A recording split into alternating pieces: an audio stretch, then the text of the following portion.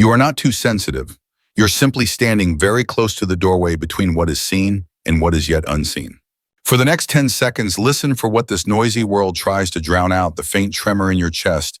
As you enter a room, the flicker in someone's eyes, the thin ripple of a hunch. That isn't weakness, it's the soul's antenna. I'm calling those of you born near the veil back to a truth that is both tender and exacting. The more attuned you are to the unconscious, the deeper your roots must grow, or the very waves that feed you will pull you under. Your sensitivity isn't just feelings. It's an aperture opening onto the personal unconscious memories and emotional knots, your complexes, and the collective unconscious archetypal patterns moving through our age. Without names for these, you can blur into other people. What Jung called participation mystique, boundaries fade, and the sorrow of the crowd starts wearing your face. Sometimes the symbolic current swells into inflation. The ego swells with numinous energy, imagining itself the sole messenger of truth, until exhaustion follows. Don't rush to conclude I'm broken. You're not. You're awakening without a map. There's a crucial distinction we must make. HSP, highly sensitive. Person is not the same as trauma-driven hypervigilance. An HSP overloads on stimuli. Hypervigilance is the brain keeping night watch to survive. Possible trauma indicators: a body on permanent alert, fractured sleep, intrusive memories, rare moments of felt safety. When these show up, pair symbolic work with trauma-informed care. This video is guidance, not therapy. Let's lay one grounding stone so you won't get lost. Ego. Self is the living axis. The ego orients you to everyday life. The self, the deeper wholeness, is where opposites meet: light, dark, soft, strong, feminine, masculine, wound, wisdom. Our task here is to move from unconscious absorption to conscious relating, from reacting to responding, from I am this pain to I am witnessing this pain. What shifts for you when you hold that stance? Here's what you'll receive in this episode: a concise map for self-orientation, personal versus collective unconscious complex inflation, a safe practice kit, a 90-second body scan for grounding, an open-close ritual for symbolic work, and a quick mind, not mind check. Clear signals for when to pause and protect your life force: prolonged insomnia, panic spikes, self-harm, thoughts, pause content, and seek professional support. Which of these tools do you feel you need most right now? And if you're wondering, what about my dreams, floods, basements? Strangers entering the house, stay. Sensitivity, once made conscious, becomes precision intuition instead of foamy overwhelm. You're not here to carry the world. You're here to witness it from a center that is steady and warm. What would witnessing rather than carrying look like in your day? Right after this opening, we'll draw the first boundary line, a clean distinction between the personal and collective unconscious, because otherwise the city's noise will masquerade as your soul's voice. Then we'll practice a soft but thick boundary, a clean, no awaited breath, and a brief closing ritual to seal inner work before you return to the kitchen, the office, the screen. Are you ready to go down into depth, not to drown, but to find the riverbed? In the next segment, I'll hand you your first compass: how to sense when you're dissolving into someone else's feelings and when yourself is quietly whispering a trustworthy directive. If you've ever walked into a room and instantly felt something's off before anyone said a word, you're not crazy and you're not weak. You're carrying a fine-tuned antenna that picks up currents not only from your own heart, but from the tender shadow of others. Jung calls that vast, quiet place the unconscious, an ocean that sends signals in images, sensations, and dreams. When the antenna is flung too wide, you grow porous. The room's joy and fear pass through you like wind through thin cloth. The task isn't only to feel, it's to hold. You need a vessel that's thick enough to contain what arrives without cracking. First, a simple map so you don't get lost. The personal unconscious is your storehouse of memories, effects, and feeling-toned complexes from your lived history, childhood abandonments, moments of being clearly loved.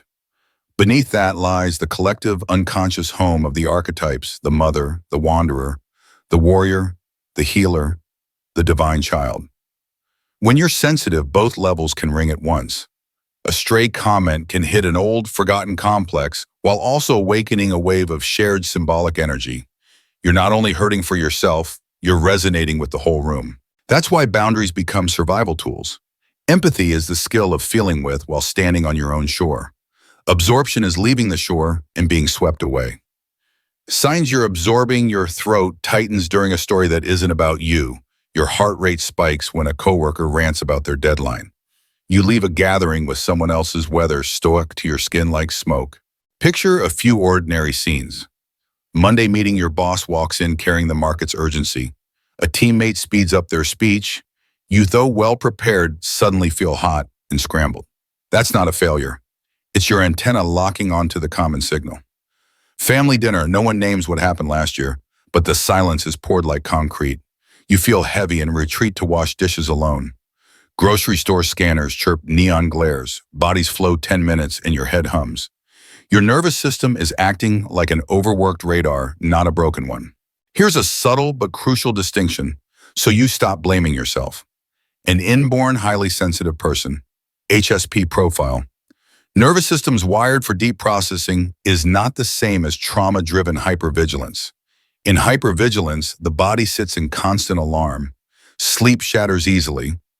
Uninvited memories intrude. Safety is scarce. That's a place for professional care alongside symbolic work, so the nervous system can relearn how to downshift.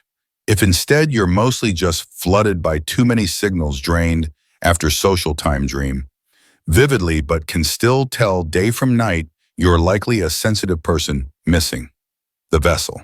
Jung offers two razor-clean cautions. First, participation mystique, diffuse fusion with the group blurred boundaries. The room's sadness wearing your face, who am I forgotten in a choir of moods. Second, inflation spiritual puffing, when powerful symbolic energies are touched and the ego mistakes itself for their soul messenger, speaking with the storm's voice. Both shatter the vessel. The way out isn't to shut the antenna, it's to be conscious of it. So what does conscious look like on an American weekday between the freeway, the inbox, kids and bills? Start with the body as guide. Before you answer fast, give yourself one grounding beat. Feel the desk under your palm, the floor under your heels, the air passing your nose. Ask 3 quick questions. Where did this feeling come from?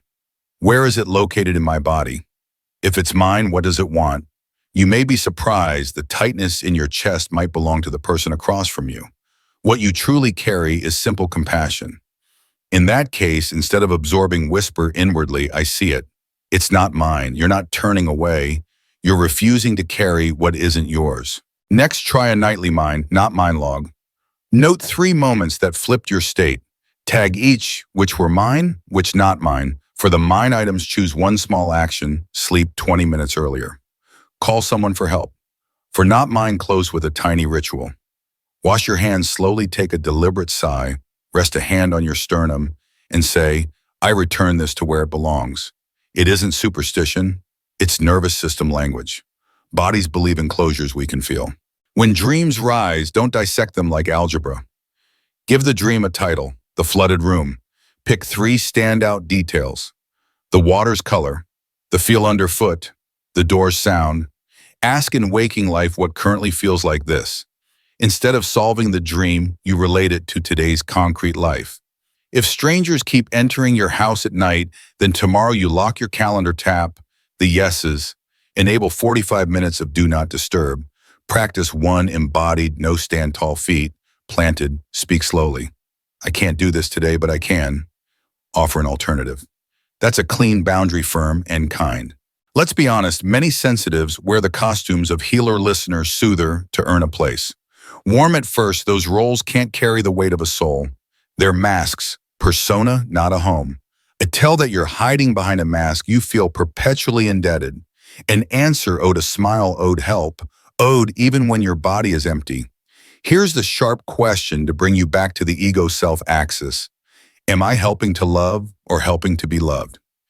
The ego has legitimate needs. The self invites you to stand in the wind, neither bowing nor bloating. One more soul trick practice, reverse lines against the identity you cling to. If you tell yourself, I'm easygoing, agreeable, write the counter line, I have clear requests. Don't force, just watch the body react. Maybe your skull tightens, your belly heats. Breathe, place a hand where it's hottest and say permission. Not to become someone else, but to widen, to have more choices. A sensitive person with choices isn't dragged by waves. They know when to wade, when to stand, and when to swim slow along the shore. Know this community isn't a pulpit. We're students of the art of holding. In the comments, name one thing you often carry for others without realizing: my mother's worry, my boss's expectation, my best friend's heartbreak, and one small ritual you'll try tonight to return it. If a line, a gesture, or a dream image has helped you stand steadier, share it. Someone needs your story as much as you needed theirs. These are not just notes, they're gentle neural taps, lessons in how to feel without drowning. From here, your vessel has begun to take shape, a working grasp of the two layers of unconscious, a felt difference between empathy and absorption, a few small, open-close rituals. But we've only gone halfway. Jung left breadcrumb warnings: the more sensitive you are, the greater the risk, without awareness and inner protection. In the next part, we'll step into a quieter room to face two refined traps: participation, mystique, and inflation through lived stories, then build a safe container, a whole day rhythm, opening closing rituals, and a flexible way to read dreams. You'll see why a clean no can save your whole week, and why sometimes the bravest move is simply going to bed early. Walk with me. We won't dive to lose ourselves, but to find the still river beneath. In the last episode, we built a first vessel so your sensitivity stops leaking you dry. Now we'll look straight at two elegant traps Jung warned about: the twin currents that can drown an empath when awareness is thin: participation, mystique, mystical merger, and inflation. One erases your boundaries. The other inflates the ego by wearing symbolic robes. Both block contact with the self, that warm, still center where you can feel without sinking. One, mystical merger: when the room wears your face.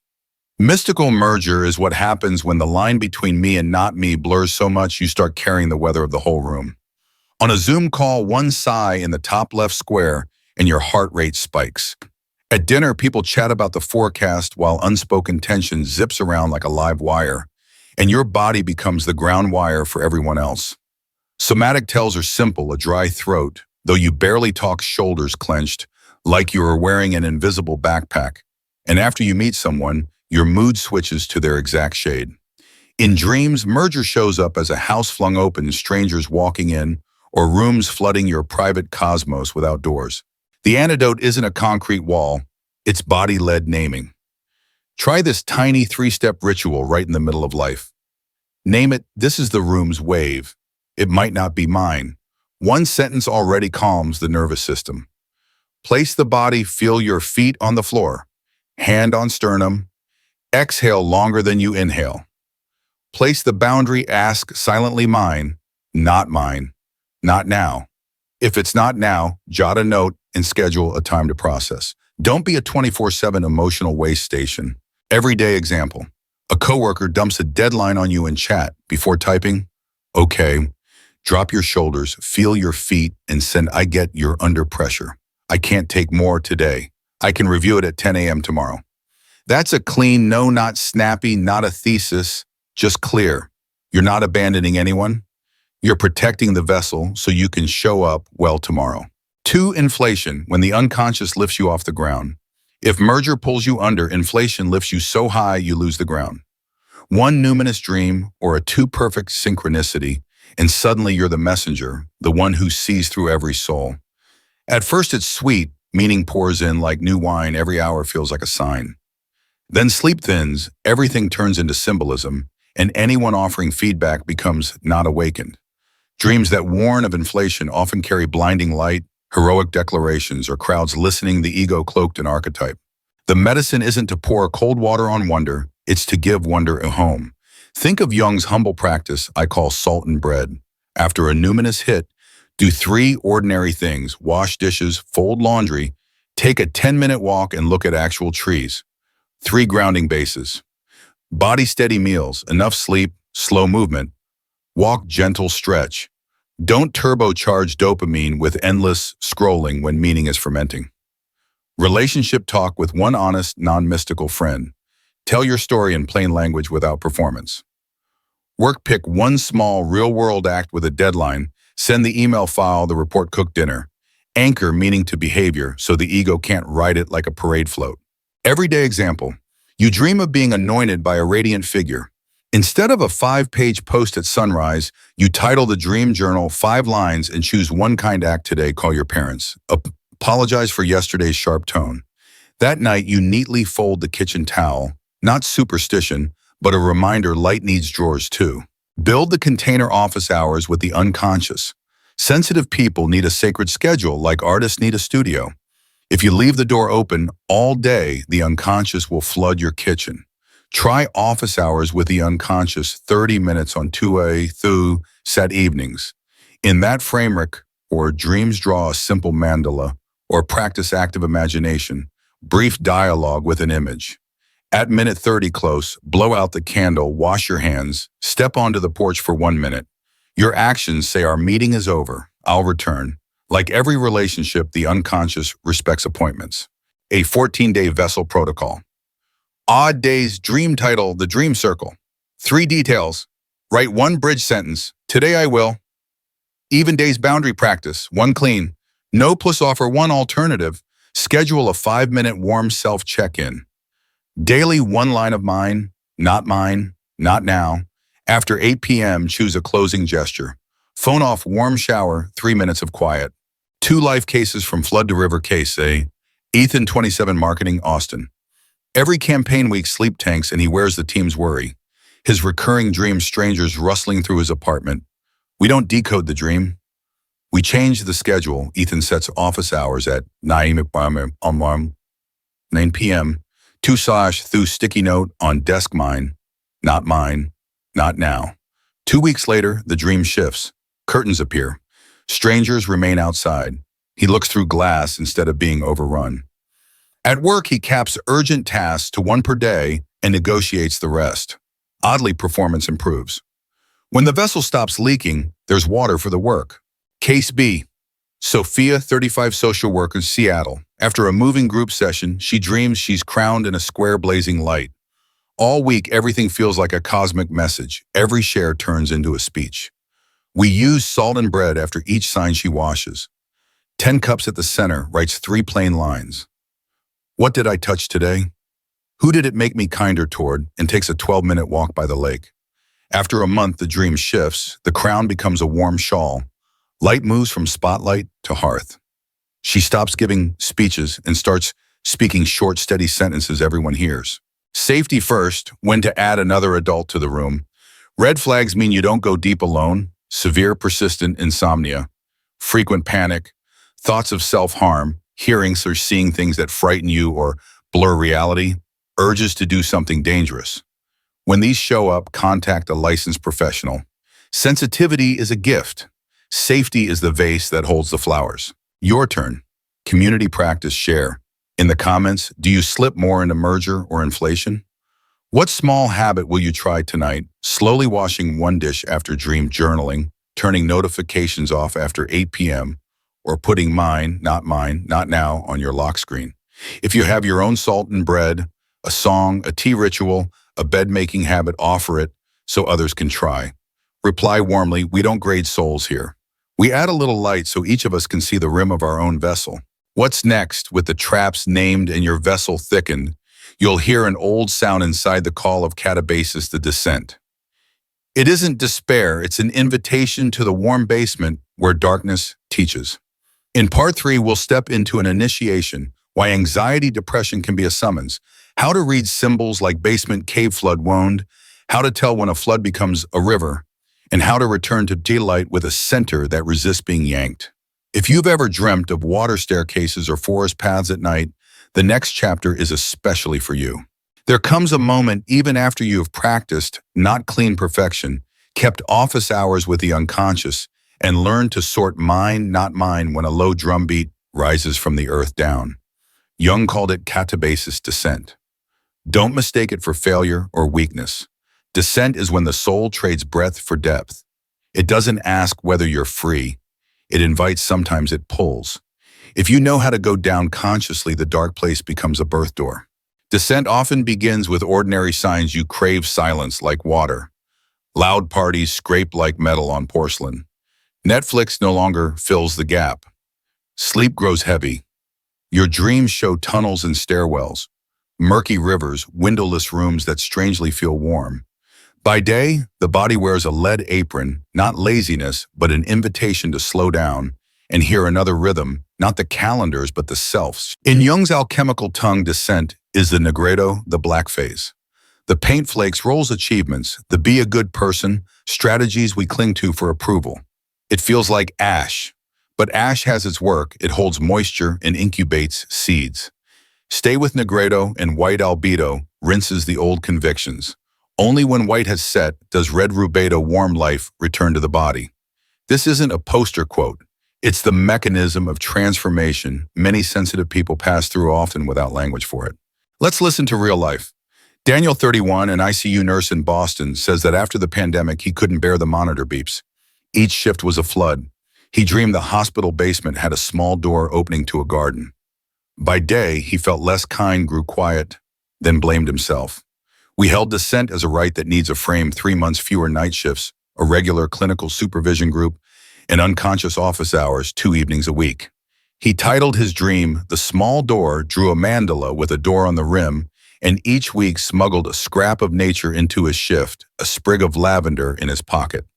2 months later, the dream changed. The door opened to a short path. The beeping softened. He's not cured, he's deepened. Lena, 34, a new mother in Denver, describes a fog after birth. She dreams she's buried under a thin layer of soil, footsteps above. Awake, she feels envy for her freer friends, then guilt for the envy.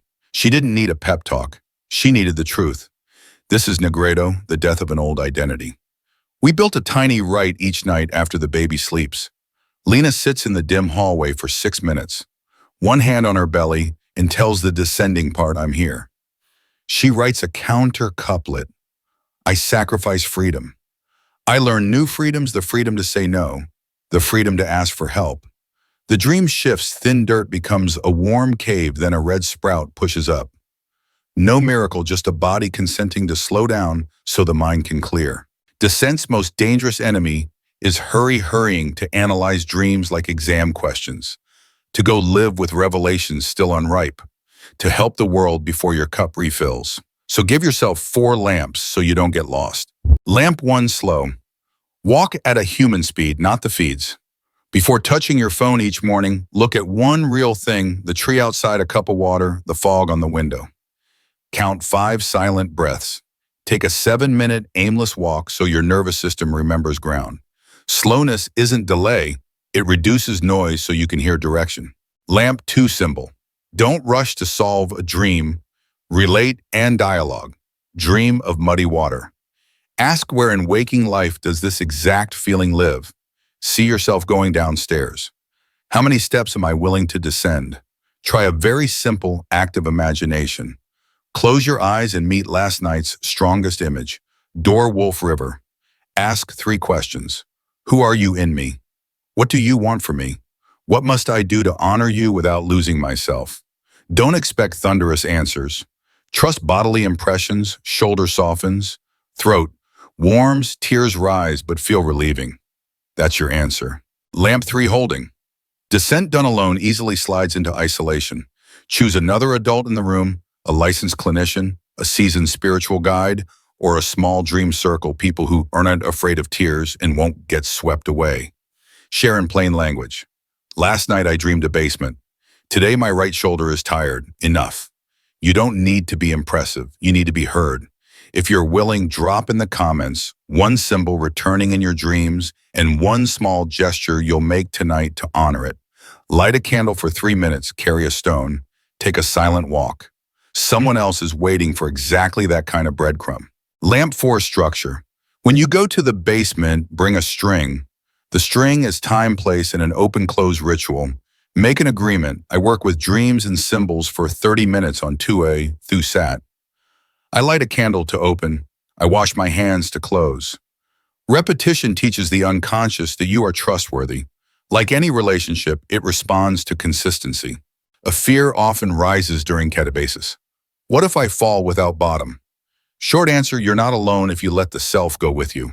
The self isn't a pretty fantasy. It's a centering presence that abides even when you're crying. Signs you're touching it, less urgency to fix, more capacity to stay with feeling without getting lost. Less need to prove how deep you're going. More simple acts, making a decent lunch, texting an apology, sleeping on time. Depth meets earth, that's the self. Also name safety boundaries out loud. If sleep is shattering for weeks, panic cycles keep hitting, or self-harm thoughts appear. This is no longer a private right. Bring in professionals and close people. The soul doesn't ask you to prove yourself by suffering. It asks you to preserve the vessel so the journey can continue. In America's quick-tempo descent, sometimes happens right at your desk, a misunderstood email, blood surges, vision tunnels, you want to disappear. Give yourself 90 seconds down. Look out a window. Find one real thing. Tree canopy, cloud plant, your feet on the floor. Lengthen the exhale, whisper, I'm in the safe basement now. The warm basement image flips the parasympathetic switch. After 90 seconds, you're not over it, but you have an edge to stand on. Descent is also when shadow figures speak, the critic, the victim, the starved child. Don't muzzle them, interview them. What do you fear most? That no one will come. I won't abandon you, but I won't hand you the wheel. The first time it feels silly. By the fifth, you notice you self-slap less when you err, your recovery time shortens, and the dream tones shift, water calms wounds, seal the forest opens. A tiny practice for tonight. Write one vow for your negredo. I vow to slow down enough to hear. I vow to find another adult in the room. I vow to turn off my phone at 9 p.m. for 7 days. Small vows shape the vessel.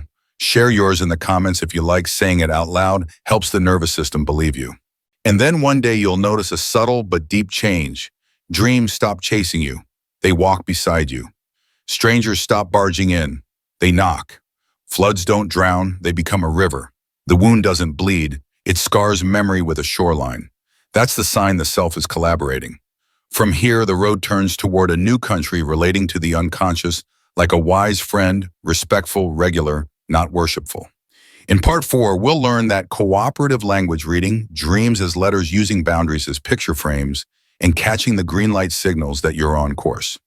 If water has changed color in your dream, or a mysterious figure has started to receive a name, the next part will place a small key in your hand. After you pass through the shadow on purpose, the unconscious changes its language. It stops chasing you with floods and wide open rooms. It knocks. It leaves a note. It lays a small sign on your kitchen table. From here, the art is no longer to fight the unconscious or drown in it, but to relate to it. You'll notice gentler proofs. Dreams move from chaos to order. Old, sharp pain rounds like a scar. Even when emotion surges, there's a thin breath of space between you and it. That breath, that single beat, is where the self rests a hand on your shoulder. Read a dream like a letter, not a puzzle. Practice the Jung true 4R steps. Record the dream the moment you wake, entitle it in one short line. Reverence, treat it like a guest. Read it slowly and honor small details. Watercolor, door sound, light in the corner. Relate, ask where today this feeling is echoing in real life. Respond with one concrete act. Set a boundary. Apologize. Walk silence. Notifications, light a 1-minute candle. Dreams don't need your perfect explanation. They need relationship, and relationships deepen through small, steady actions. Work this into ordinary American days. Before email, open your dream journal. In 90 seconds, write a title circle, 3 details, and 1 bridge line. Today I will. Leak in a dream. Close the valve today, say fewer automatic yeses. Shut notifications after 8 p.m. A stranger in your house. That's a boundary bell. Recheck your calendar and lock a private hour with a warm, clear decline. If the flood becomes a river, you're on course. The energy still moves, but now it has banks. Boundaries are the language the unconscious most respects. A clean no isn't a slam door. It's a frame that lets the painting be seen. Try a 2-part line in a neutral tone. Body steady. No, I can't do that today. I can offer. Putting a soft can after the no turns the animus, the inner principle of structure, into an ally, not a judge. With your child, kneel to eye level. I can't play right now. I'll play in 15 minutes when the timer rings. Children and the unconscious trust rhythm more than promises. Don't turn dreams into an exam. The unconscious prefers art to answers. Dream of stairs. Draw a tiny stair in your mandala and ask your body, how many steps down tonight? 2 steps might mean half my notifications off. 3 steps might mean cancel one unnecessary plan. This is the transcendent function at work.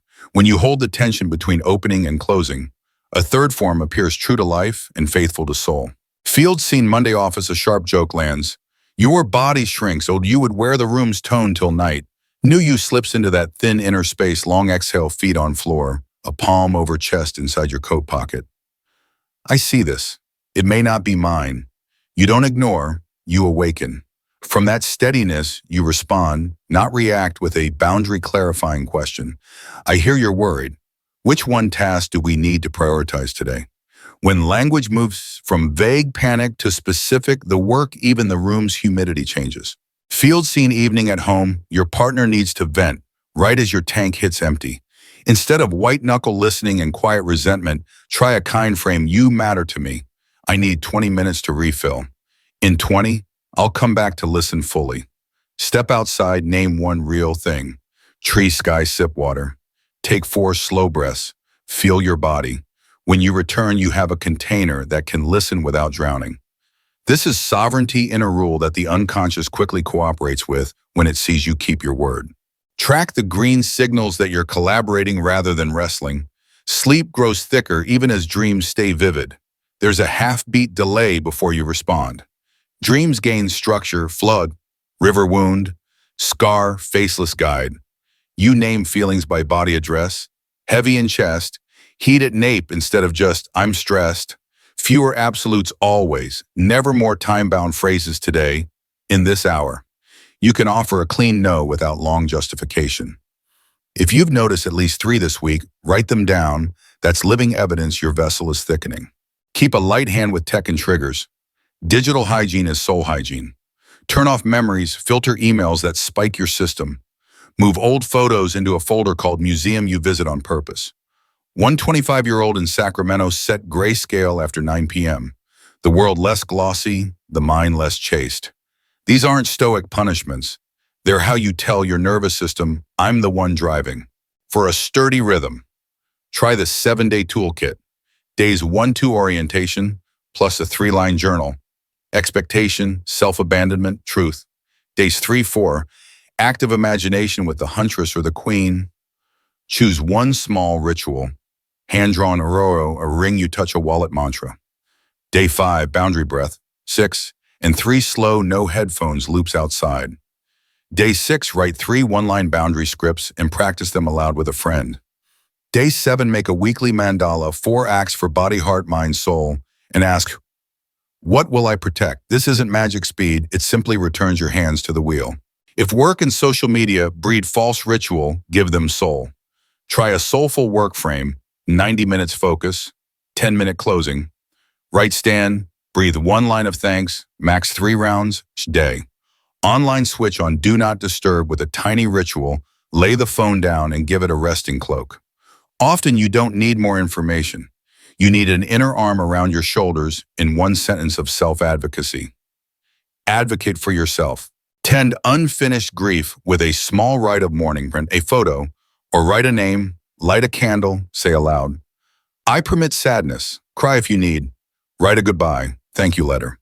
Close with a bodily act, a 10-minute walk. A New Orleans chef held this rite for the dream of 3 Michelin stars that had passed. He chose to teach teens to cook. When I stopped trying to resurrect what had died suddenly, I could breathe, he said. Everyday practice lines, use and keep it human. Phoenix family text. I want to help and I'm full today. If you need next week, please ask earlier. San Jose startup. No replies after 9 p.m. unless urgent, adding a 20-minute Tuesday sync. Boston dating. I like you and want to meet weekly. Does that work for you? Before any boundary, try. The 2-degree drop, let shoulders sink 2 millimeters, lower your gaze, 2 degrees. Small shift, big effect. Logos listens, Eros won't freeze. Community makes the container bigger.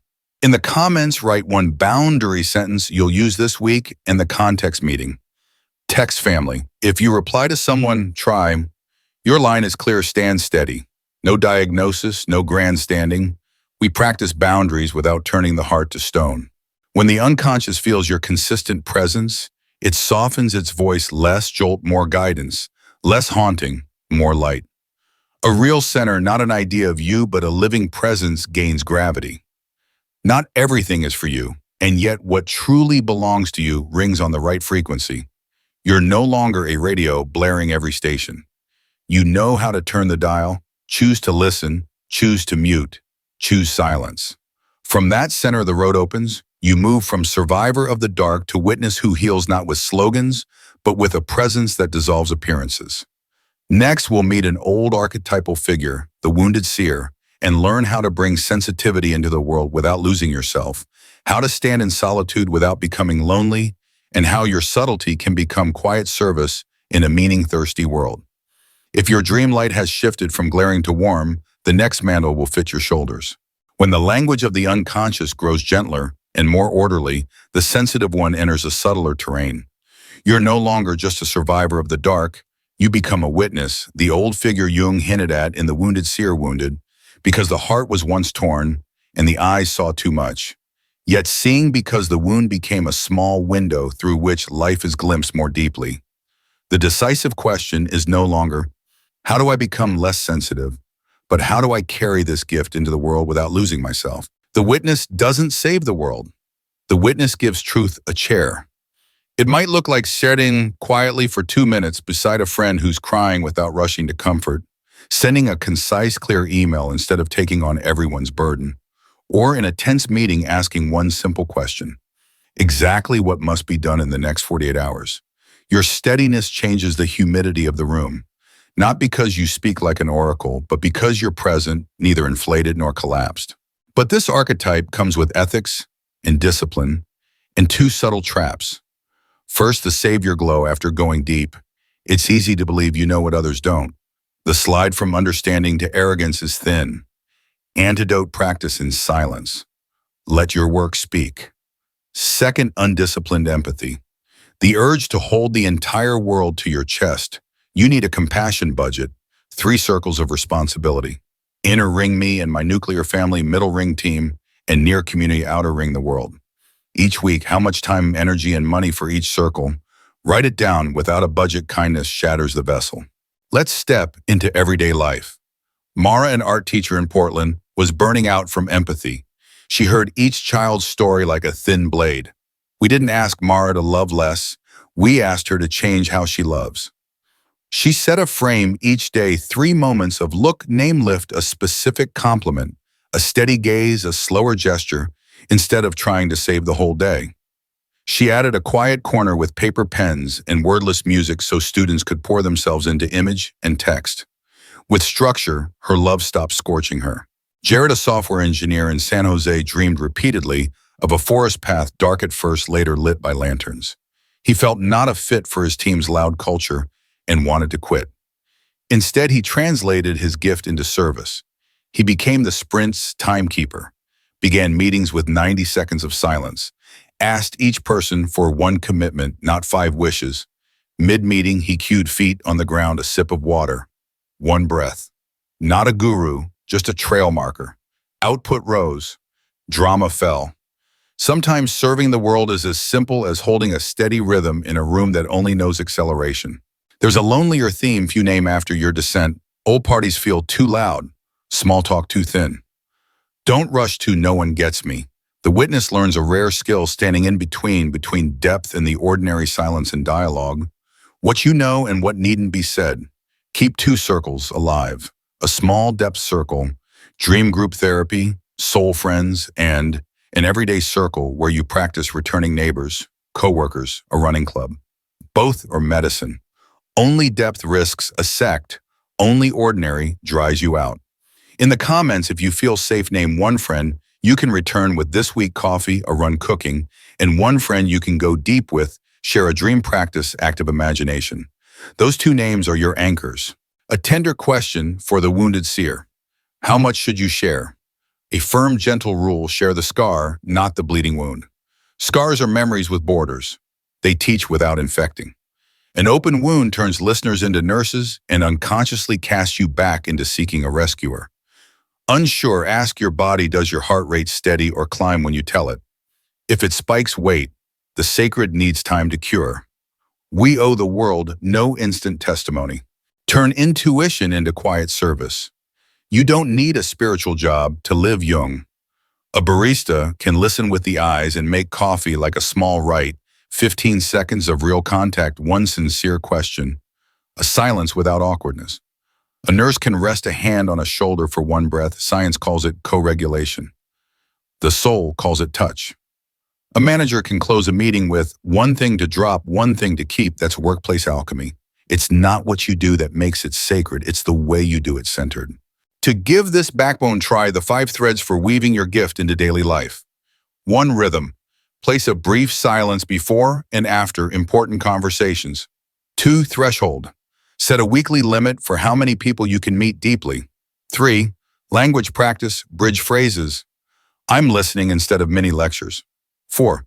Work. Choose one team habit you'll steward this week. Clearboard shared. Breath 1. Priority rule. 5. Return ritual after every sacred contact. Big dream rescue moment. Deep share. Do salt and bread. A small earthy task. Wash a cup, fold a shirt, water a plant. 5 threads woven steadily become a thin, warm cloak you can wear through the city without losing yourself. A beautiful sign that the unconscious is partnering with you. Symbols switch to escort mode. The wolf stops chasing and walks beside you. The forest stops swallowing and opens a path. The water stops flooding and becomes a river. That's when you can allow a quiet joy, not showy, just true. A colleague speaks more softly. Your child pours their own water. A neighbor smiles at the mailbox. You realize you're not changing the whole world. You're changing the density of your presence in small rooms, and that subtly shifts the psychic climate of a block, a team, a family. Community completes this role.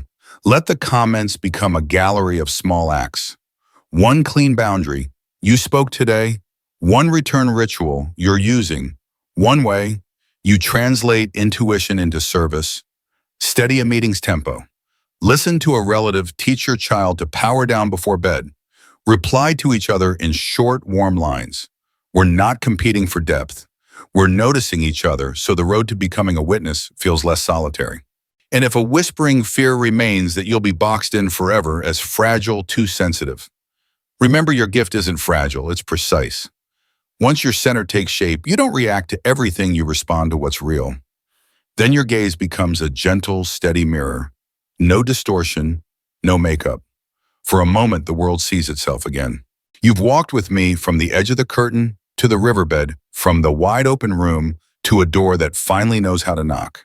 If you listen closely, there's a new kind of quiet, not because the waves have stopped, but because there's a shore in the middle of them. Jung would say, this is where the self lays a hand on your shoulder. If there's one thing to carry from this video, let it be simple and fierce. Don't try to be less sensitive, live sensitively with a center. The world doesn't need another mask. It needs a heart that can witness without being swallowed. We move through the map in the ritual sorting mine, not mine, saying 1 clean. No keeping office hours with the unconscious, descending as a right, then learning the language of cooperation where floods become rivers, wounds become scars. The pursuer becomes a companion walking beside you. Not to create a superhuman version of you, but to return you to a whole human someone with edges to stand on, a vessel to love from, and a rhythm for giving and receiving. From here, your sensitivity stops exhausting you. It becomes clear-sightedness, a way of seeing that moistens air in dry rooms. Before we close, here's a pocket ritual, a small compass you can use tomorrow quietly. Morning, a handwritten vow. Today I choose to stay with the truth without dissolving into it. Slip the paper under to your glass. Take 1 sip as a covenant. When you step outside, move half a beat slower than usual. Midday, a kind frame for important conversations. 30 seconds of silence, 2 concrete questions, 1 soft boundary. Afternoon, if you start wearing the room's tone, whisper the unlock line. I notice this. It may not be mine. Night, a return right, blow out a candle for 1 minute. Title your dream in a single sentence. Mark mine, not now. Wash 1 cup salt and bread for truth to take root. Before sleep, 3 check-ins. Which promise did I keep with my body today? Where did I speak 1 clean 03? Which symbol touched me, and what small act will answer it tomorrow? If you want to deepen the journey, Try a 7-day dialogue with the unconscious. Write your identity opposite, e.g., I'm likable. I have clear requirements. Day 2. Name the complex that flares when you're tired, abandonment, perfectionism. Give it a chair, not the wheel. Day 3. Call a non-mystical friend and tell your story in plain language. Day 4. Cut excess dopamine. No phone after 9 p.m. Feed depth, 10 minutes of silent walking. Day 5. Choose a rhythm-keeping frame for family/team. 90 seconds of quiet before meals/meetings. One rule of priority. Day 6. Do one ordinary thing beautifully clean. A shelf fold shirts as a way of honoring light. Day 7. Close with a rough mandala, a circle and a small sign at the center to remind your hands that the path is not only in your head. If a whisper still says, I'm scared, I understand. Sensitive people carry a quiet fear. If I open it, I'll flood again. This time you don't open without form. You open with structure, the shape love uses so it won't burn you. Trust small signs, thicker, sleep a beat of delay before reacting. Dreams changing language, fewer, always, never more, today, now, in an hour. These seeds aren't loud, but they're durable. Be patient, and the unconscious collaborates, it will knock, it won't kick down the door. A gentle invitation not to trade your peace, but to extend it. In the comments, leave one of 4 things. 1. The title of your most recent dream. 2. One clean home you will speak in the next 24 hours. 3. A symbol that's changing color. Flood, river stranger, guest at the door. 4. Your morning vow. Read each other like letters, no grading, no lectures, just one warm line of a support. If you'd like to go further, subscribe and hit the bell each week, a small lamp on the wounded witness archetype, on boundaries and love, on translating intuition into quiet service at work and at home. Share this with someone you know who's standing near the curtain. Sometimes a gentle link is the rope they need to descend safely. A pocket rescue kit most videos skip. Learn the difference between an empath and an HSP. You can be sensory sensitive without absorbing others' emotions. Observe behavior instead of slapping labels. Blurry boundaries, dodging responsibility. Silent punishment are signals, not verdicts. Remember the red, yellow, green safety map. And above all, give sorrow a home hold, a monthly retirement vigil. For an outdated role, write a thank you letter and let it rest. Grief that has a room doesn't have to break down the door. Heading into the holidays, it's okay to do it differently. Retire one family role, not the cook, not the fixer, and send a warm note in advance. Agree on a shared body signal, hand over heart, meaning I need 2 minutes to recalibrate. Carry the 90-second ritual whenever your reservoir nears overflow. If an old whisper rises, what if I'm selfish? Smile. That's a loyal persona reflex. Hand on chest, one longer exhale, and remember selfishness takes what belongs to others. Self-respect returns what's theirs and tends what's yours. The world needs hearts that don't burn out, people who say no at the right time so their yes is gold. When the video ends, the world will be loud again. Phones will buzz, inboxes will fill, but you carry something no one can take: interior architecture. Each slightly longer exhale is a brick. Each clean no is a latch. Each structured yes is a lit window. Inside this house, the animus is no longer a critic. He's a kind gatekeeper. The shadow no longer roars. It sits, tells its story, waits to be integrated. You're no longer a buffet for the world's hunger. You're a warm table where responsibility is served before intimacy. Treat this as a semicolon, not a period. Seasonal practices are next, a monthly yes-no calendar, weaving small rites into big thresholds. Job changes, moves, holidays, and short-lived dream reading circles. With rhythm, the unconscious doesn't need to shout. With community, courage costs less. With a home, the light burns even.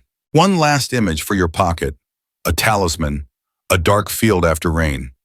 Far off stands the old castle, the place where you once kept night watch for promises that never came. You turn away carrying nothing but the warmth in your chest. No need to prove, no need to explain. Each step is a point of light. The road appears beneath the feet of the one who dares to walk. And in that quiet, a whisper rises, not from me, not from anyone else, but from the deepest part of you. I choose the steady rhythm. If that line warms your heart by half a degree, Write it below as the seal of a soul returned home. If you'd like words to borrow, here's a small vow I'm not here to carry. I'm here to witness. I'm not here to swell up. I'm here to be present. I'm not here to be swallowed. I'm here to flow like a river that knows its banks. See you in the next video where we weave the cloak of the wounded witness, how to stand in solitude without becoming lonely, how to give compassion a budget, and how the light in dreams can warm the kitchen, the desk, and the road you walk each day. And if you prefer a single living promise, read softly to your own heartbeat. I allow myself to feel, but I will not dissolve. I honor the dark as the soul's messenger, but it will not hold the wheel. I love with structure, yes, is sacred. No seals the right. I am not the answer to every hunger. I am the host of my own light. No grand manifesto, just gentle consistency.